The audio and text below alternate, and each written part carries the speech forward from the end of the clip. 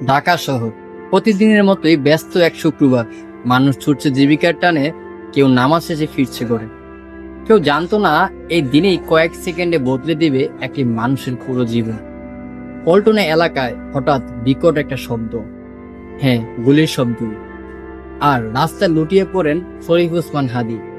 শরীফ ওসমান হাদি কোনো সাধারণ নাম নয়, তিনি ছিলেন পরিচিত একজন ব্যক্তি, যাকে ঘিরে আলোচনা ছিল সমাজ ও রাজনীতির বিভিন্ন মহলে। নিজের অবস্থান নিয়ে ছিলেন স্পষ্ট, অন্যায়ের বিরুদ্ধে কথা বলতেন তিনি। অনেকের কাছে ছিলেন সাহসী, আবার কারো কাছে অস্বস্তির কারণ। প্রশ্ন হলো, এই কারণে কি তিনি টার্গেট হলেন?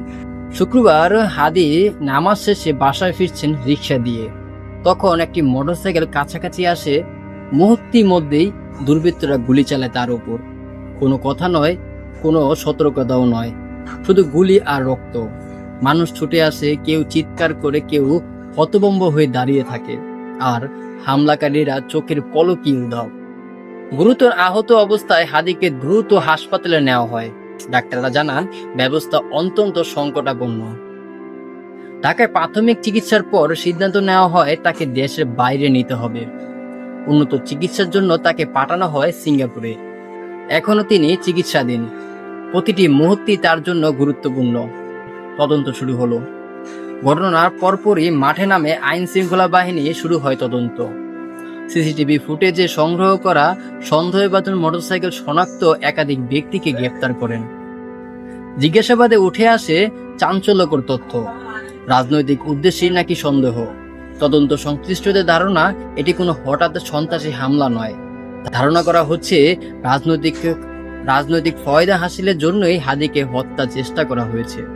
যদি এটা সত্য হয়, তাহলে প্রশ্ন হলো, আমাদের রাজনীতি কি এখন এতটাই নিষ্ঠুর?